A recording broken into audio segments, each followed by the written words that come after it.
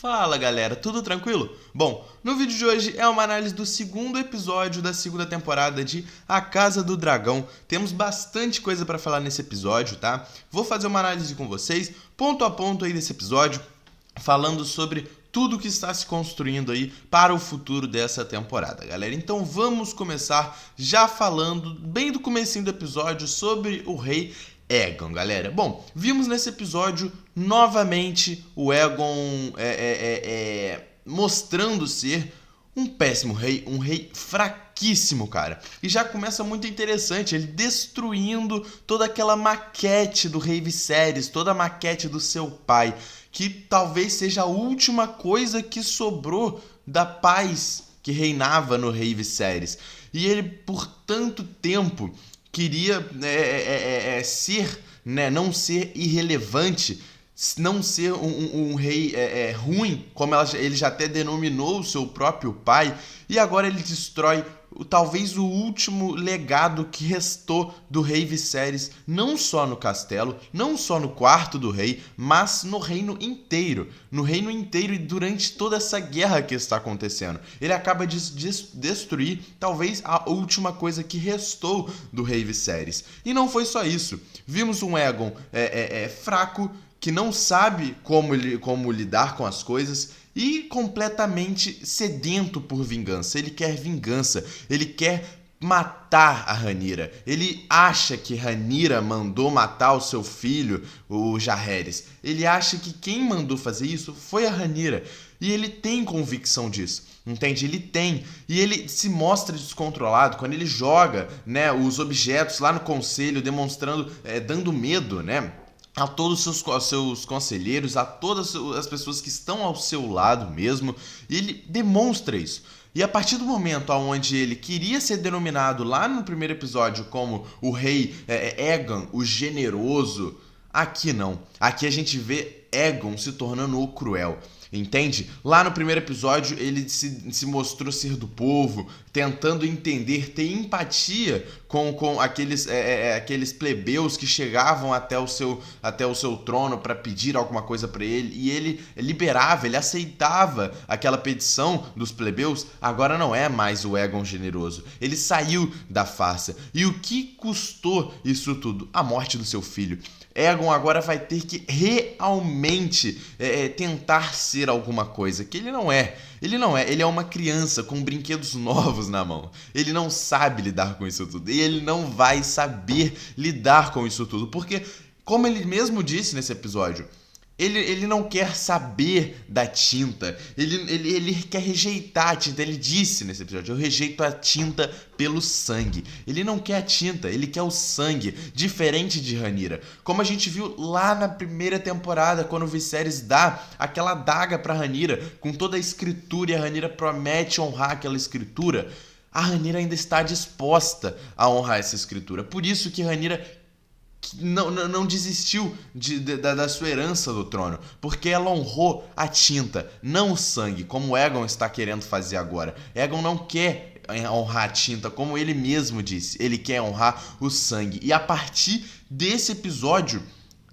essa guerra está estipulada e a gente não sabe quem começa, entende? Não tem quem começou uma guerra. E isso fica claro, ainda mais claro, com toda aquela procissão e cerimônia que teve do falecimento do príncipe. Mas já eu chego lá, tá? Vamos falar agora um pouquinho sobre o Otto Hightower.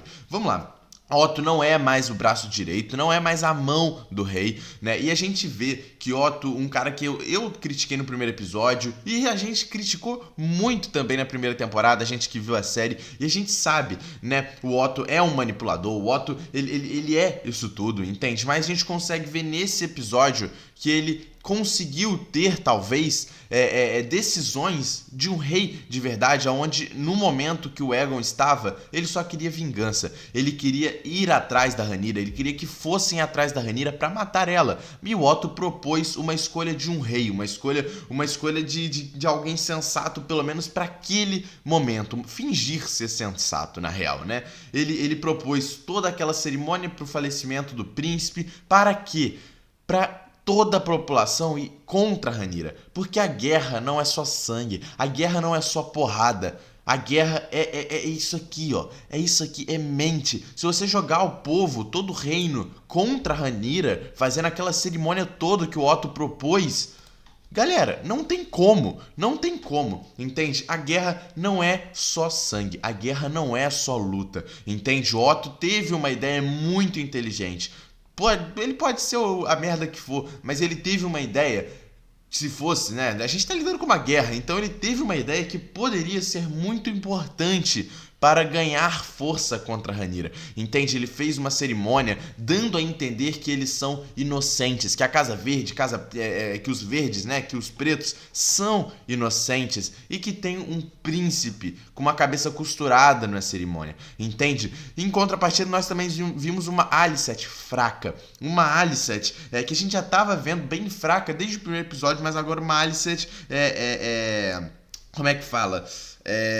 Com culpa, podemos dizer, né? Uma Alicent com culpa.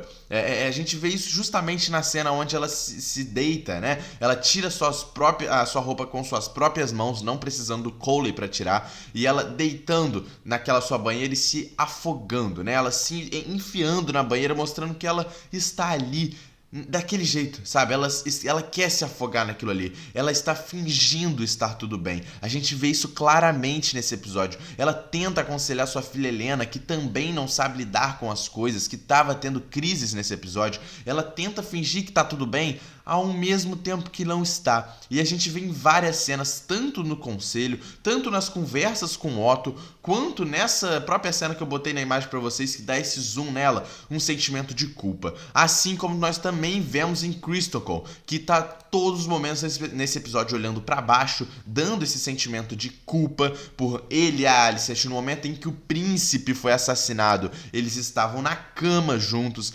Então, e além disso quebrar muitos dogmas, né, muitos paradigmas e regras do reino, ele não estava protegendo o príncipe, o herdeiro do trono que ele protegeu defender. Então, Cristócol está se sentindo culpado. E ele, ao mesmo tempo, tem uma hipocrisia do caralho nesse episódio. Ao mesmo tempo que ele se sente culpado, o ego dele fala muito mais alto, ao momento em que, quando ele se sente culpado, ele fica do lado de fora da porta, quietinho, durante a sua armadura ali, pá.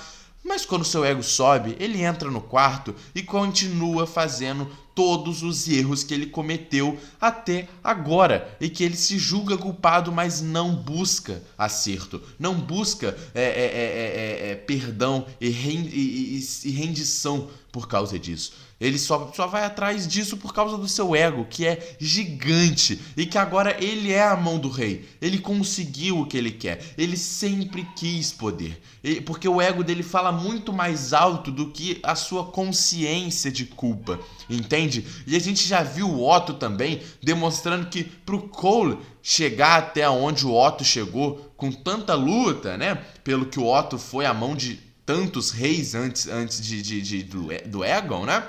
Ele joga o broche para o Cole, e o Cole tem todo o trabalho de pegar o broche, mostrando que para ele não importa se o broche vai ser colocado no peito dele, se ele vai ter que pegar o broche, o que importa para ele é o poder. O ego dele fala muito mais alto que qualquer coisa. E nós tivemos uma cerimônia para mostrar, talvez para provar ali, né, que os verdes, os pretos, agora que são um só, estão inocentes. Eles são os inocentes, entende? Mas durante isso tudo, nós vimos Alicent ouvindo gritos dos plebeus, da população, falando que Rhaenyra, estamos contra a Rhaenyra, vamos queimar a Rhaenyra. E a Alicent, por seu olhar, a gente consegue ver que ela não concorda com aquilo ali. Que ela talvez não concorde 100% com toda aquela cerimônia ali, mas ela está ali. Entende? Ela está ali, porque ela está fingindo estar tudo bem, ela está fingindo que aquilo ali é certo, ela está atrás do Otto, como sempre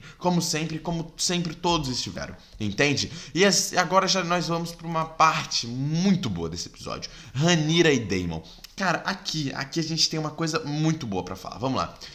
O relacionamento dos dois é de um casamento de verdade, né? Um casamento de verdade, e a gente consegue ver nesse episódio que é por pura conveniência, entende? Um relacionamento de pura conveniência dos dois, não só da Rhaenyra, não só do Daemon, tá? É um relacionamento de conveniência esse tempo inteiro. E a gente conseguiu ver a Rhaenyra, mas a Rhaenyra, porra, foi muito bem nesse episódio, inclusive, tá? Foi muito bem, e, porra, falou verdades que são difíceis de ser ditas, igual em um casamento mesmo, entende? Ambos jogaram verdades difíceis de ser ditas e difíceis de ser escutadas um para o outro, entende? E Rhaenyra foi gigante nesse episódio, gigante, falando tudo que a gente já sabia do Daemon, entende?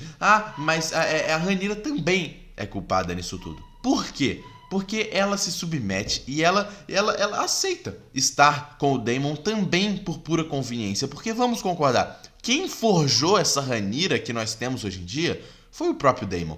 Então, é por pura conveniência esse relacionamento dos dois, tanto por parte da Rhaenyra quanto por parte do Daemon, que a gente já viu também nesse episódio, o Daemon que acha que todo mundo tem medo dele. Ele não consegue responder a pergunta da Rhaenyra se ele aceita ela como a sua rainha. Ele não consegue responder essa pergunta porque ele acha que Rhaenyra tem medo dele, ele acha que o reino tem medo dele, ele achava que Viserys tinha medo dele e não é nada disso, não é nada disso. Ninguém confia no Daemon. Não é medo, é confiança. Mas Daemon é raso demais para poder entender isso. Daemon é muito raso para poder entender que ninguém tem medo dele. Só que ninguém confia nele. E Rhaenyra deixou isso claro nesse episódio, quando ela mesma diz isso. Ninguém confia em você, Daemon.